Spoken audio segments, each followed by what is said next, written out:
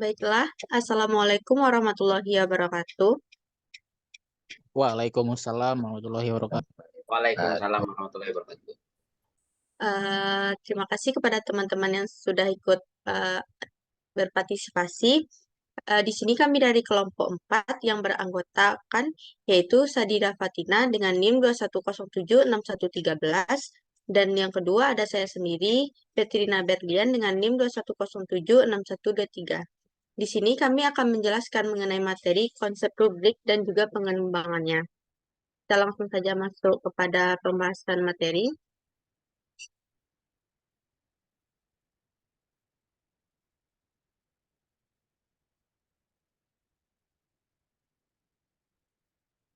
Baiklah, masuk kepada pembahasan pertama mengenai pengertian rubrik dalam penilaian, di mana istilah rubrik berasal dari kata lain yaitu rubrika, yang berarti tanah merah, karet merah, ataupun huruf merah, yang pada awalnya digunakan sebagai judul hukum yang ditulis dengan tinta merah.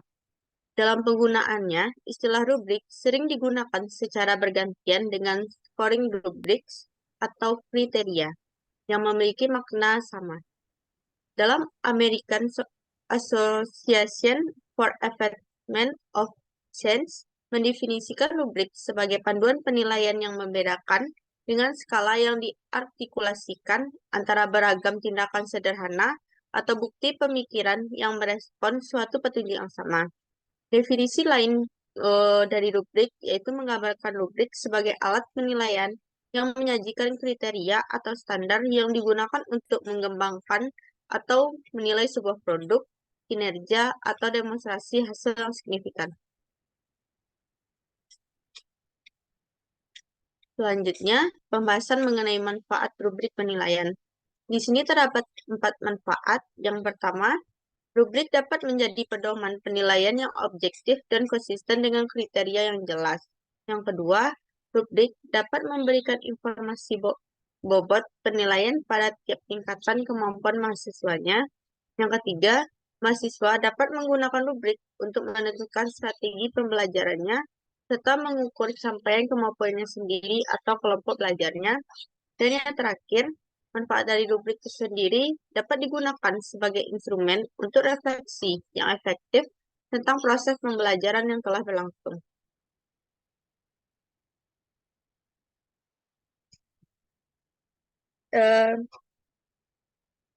Kita langsung saja masuk pada pembahasan selanjutnya mengenai jenis-jenis rubrik. Di sini terdapat 2 jenis, yaitu rubrik holistik dan juga rubrik analistik.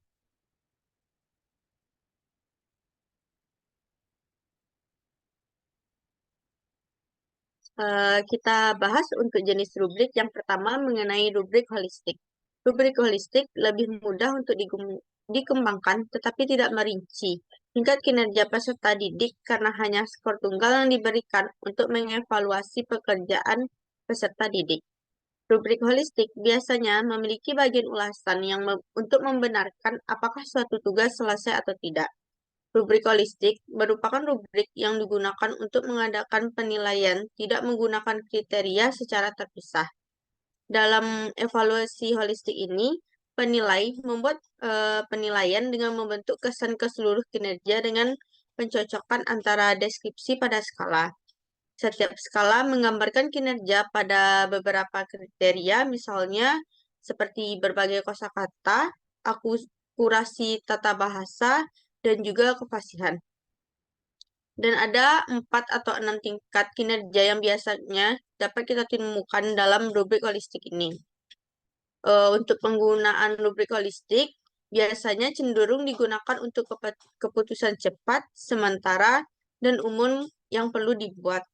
Apabila penilaian ini lingkupnya kecil, seperti tugas pekerjaan rumah yang singkat, mungkin cukup untuk menerapkan penilaian holistik. Misalnya, cek plus, atau tidak ada pemeriksaan lain untuk segera meninjau pekerjaan siswa. Namun, biasanya rubrik holistik juga dapat digunakan untuk lingkup tugas yang besar. Pada beberapa tugas, tidak mudah untuk mengevaluasi kinerja pada suatu kriteria independen dari kinerja pada kriteria yang berbeda. Misalnya, rubrik untuk tugas tulisan yang banyak adalah holistik karena tidak selalu mudah untuk mengurai kejelasan dari organisasi atau konten dari presentasi, sehingga beberapa pendidik percaya holistik atau penilaian secara umum prestasi siswa lebih baik menangkap kemampuan siswa pada tugas-tugas. Masuk ke jenis yang terakhir, yaitu rubrik analitik. Rubrik analitik adalah konstruk berisi ukuran dasar yang dibagi menjadi beberapa tingkat pekerjaan.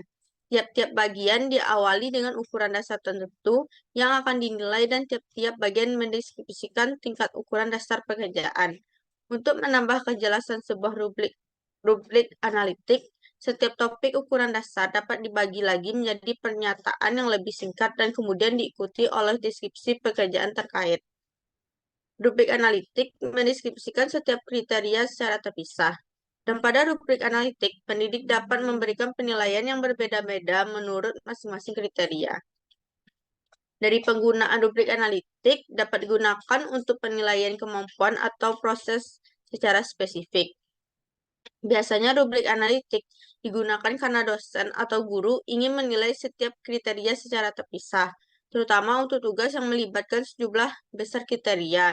Hal ini sulit dilakukan untuk menetapkan tingkat kinerja dalam rubrik holistik karena meningkatkan jumlah kriteria.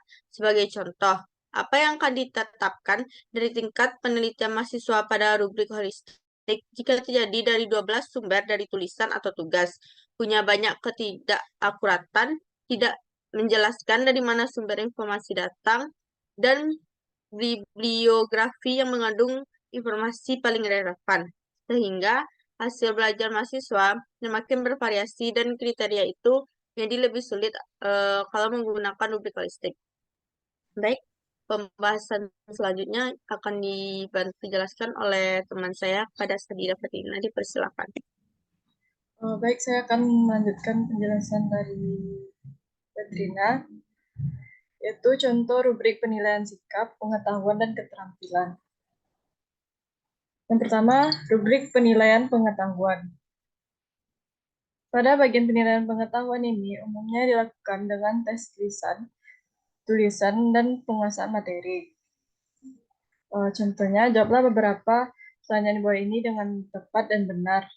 Pertama, jelaskan bagaimana cara dalam mencegah proses pembusukan. Yang kedua, jelaskan bagaimana cara dalam mencegah adanya pelapukan pada kayu. Yang ketiga, coba uraikan beberapa faktor yang menjadi penyebab bentuk mengalami perubahan. Jawaban yang pertama, cara mencegah pembusukan dengan dikeringkan, diasinkan, diberi pemanis, pengapasan, dan pengkalengan. Yang kedua, pelapukan dalam mencegah dengan menggunakan pernis dan cat. Yang ketiga, faktor benda berubah karena pemanasan, pelapukan, karatan, dan pembusukan. Ini merupakan tabel rubrik penilaian pengetahuan. Contohnya, skor 2 jika siswa berhasil menjawab soal dengan benar. Skor 1 jawaban siswa salah, 0 jika siswa tidak menjawab.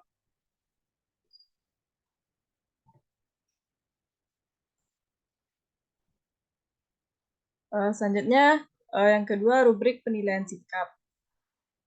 Jika dilihat dari tabel, speknya yang pertama tanggung jawab. Jika dia sangat baik, siswa selalu melaksanakan seluruh tugas dan kewajiban dengan baik. Jika dia baik, artinya siswa sudah menjalankan tugas dan kewajiban dengan baik. Jika cukup, artinya siswa kadang-kadang menjalankan tugas dan kewajiban yang seharusnya dilakukan. Dan jika nilainya kurang, siswa belum menjalankan tugas dan kewajiban yang semestinya dilakukan. Yang kedua, toleransi. Jika dia sangat baik, artinya siswa sangat mampu bekerja sama saat berdiskusi kelompok dengan temannya. Jika nilainya baik, siswa mampu bekerja sama saat berdiskusi kelompok dengan temannya. Jika nilainya cukup, siswa mulai mampu bekerja sama saat berdiskusi kelompok dengan temannya. Dan jika nilainya kurang, siswa belum mampu bekerja sama saat berdiskusi kelompok dengan temannya. Selanjutnya disiplin. Jika nilainya sangat baik, siswa berhasil menyelesaikan tugas sebelum waktunya. Jika nilai baik, siswa berhasil menyelesaikan tugas tepat waktu, dan jika nilai cukup, siswa berhasil menyelesaikan tugas 1 sampai 2 menit dari waktu yang ditentukan. Jika nilainya kurang, siswa berhasil menyelesaikan tugas lebih dari 3 menit dari waktu yang ditentukan. Selanjutnya, rubrik penilaian keterampilan. Pada rubrik penilaian keterampilan ini, seorang guru perlu mengamati siswa ketika sedang praktek. Bentuk dari praktek ini ketika siswa mengaplikasikan keterampilan dan pengetahuan yang dimiliki di sekolah. Dapat dilihat dari tabel. Aspek yang pertama yaitu kelancaran saat berpidato. Jika nilai baik, siswa mampu berpidato dengan lancar. Jika nilainya cukup, siswa mampu berpidato dengan sedikit terbata-bata. Dan jika nilainya kurang, siswa mampu berpidato dengan terbata-bata dan kurang lancar. Selanjutnya, pengaplikasian bahasa. Jika nilainya baik, siswa mampu menggunakan bahasa yang mudah dipahami saat pelajaran berlangsung. Jika nilainya cukup, siswa mampu menggunakan bahasa yang cukup mudah dipahami saat pelajaran berlangsung. Dan jika nilainya kurang, siswa menggunakan bahasa yang sulit dipahami saat pelajaran berlangsung. Selanjutnya, tanggapan saat diskusi. Jika nilainya baik, siswa mampu memberikan tanggapan saat diskusi berlangsung. Jika nilainya cukup, siswa kurang mampu memberikan tanggapan saat diskusi berlangsung. Dan jika nilainya kurang, siswa belum mampu memberikan tanggapan saat diskusi berlangsung. Sekian penjelasan materi dari saya kembalikan kepada moderator. Baik, terima kasih atas penjelasannya dari Sedira Fatina. Mungkin sekian penjelasan dari materi kami. Apakah ada dari teman-teman yang ingin memberikan pertanyaan? Dipersilakan.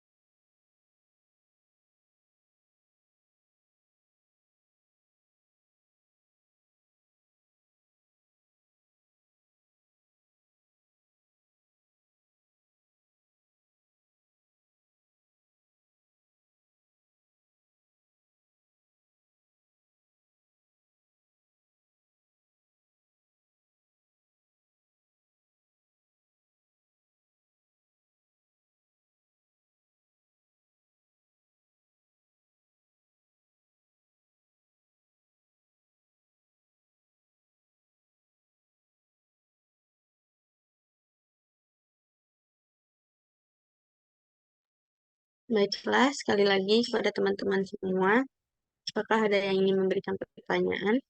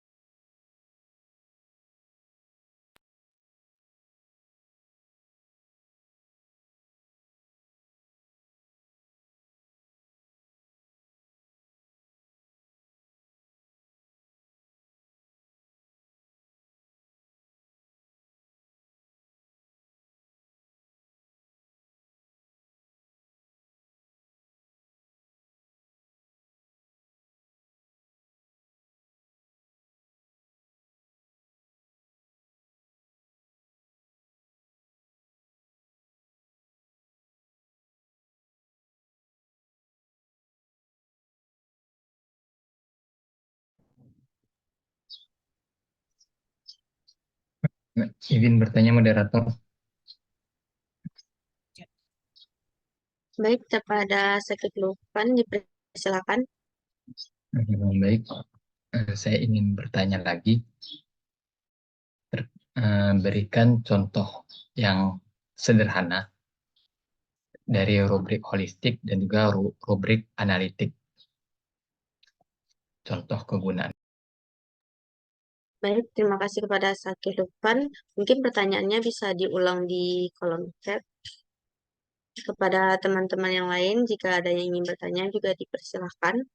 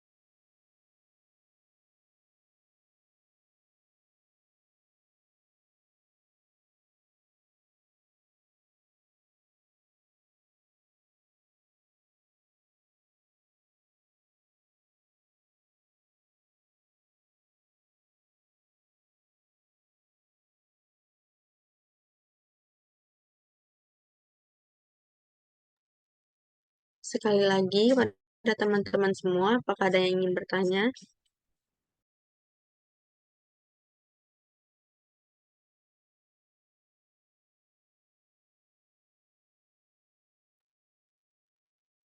Oke, sebelum teman-temannya bertanya, ini kelompok 4 yang tampil. Berapa kelompok rencana yang tampil hari ini? 1. Tadi kelompok 3 udah, Bu. Udah 2 kelompok yang tampil, Bu. Oke, udah 2 kelompok. Oke. Ibu tadi nggak tahu ya. Pak, Ibu ini semalam Ibu ada rapat dan tadi ada lagi HP pagi tadi. Untuk kelompok 3, materinya sudah disesuaikan dengan silabus. Sudah ya? Sudah, Bu. Kan yang nah, oke, jangan salah lagi ya materinya. Terus juga ini Bu juga dalam perjalanan juga nih di kendaraan. Maka langsung ini aja. Takut nanti sinyalnya nggak bagus. Nah, untuk yang kelompok 4 ini kan terkait dengan rubrik. Ibu berharap nanti dikaitkan dengan asesmen ya, Nak ya. Di minggu awal itu kan sudah Ibu kasih contoh modul, misalnya asesmen yang sesuai dengan kurikulum Merdeka. Nah, begitupun nanti misalnya ada topik terkait dengan rubrik, nanti lihat di modul itu seperti apa, itu contoh-contohnya banyak. Rubrik-rubrik asesmen yang disesuaikan dengan kebutuhan kurikulum Merdeka. Gimana melahirkannya dari CP, ATP-nya seperti apa, ATP-nya, kemudian IKTP, lahir nanti butir-butirnya. Nah, itu kan nanti akan membuat rubrik asesmen atau penilaian untuk pembelajaran pada kurikulum Merdeka. Nah, itu poinnya nanti ya untuk kelompok 4. Begitupun dengan kelompok 3. Dikaitkan ke sana nanti. Nah, notulen, laporan, kemudian juga sumber referensinya semuanya dikaitkan ke sana. Nah, Ibu berharap nanti kelompok 3, 4 seperti itu nanti ya. Nah, walaupun tidak muncul pertanyaan dari teman-temannya, tetap nanti poinnya juga ada itu ya untuk kelompok 4 dijabarkan bagaimana keterkaitan dengan kurikulum Merdeka. Terakhir, Ibu mungkin akan live nih Zoom, karena ini kendaraan juga udah mau nyampe. Nah, takutnya nanti nggak bisa agak ribut, jadi Ibu kemungkinan akan live. Jadi tetap nanti diskusinya Ibu akan lihat, record, kemudian notulen dari diskusi. Tetap nanti Ibu pantau. Ya, bisa dipahami itu semuanya? So, Bu. Baik, Saya. Bu. Kalau ada pertanyaan nanti tetap di notulensinya kan nanti kan bisa Ibu lihat nanti berapa yang mesti kita review lagi. Oke, udah sampai. Terima kasih semuanya. Assalamualaikum warahmatullahi wabarakatuh. Waalaikumsalam warahmatullahi wabarakatuh. Waalaikumsalam Waalaikumsalam. warahmatullahi wabarakatuh.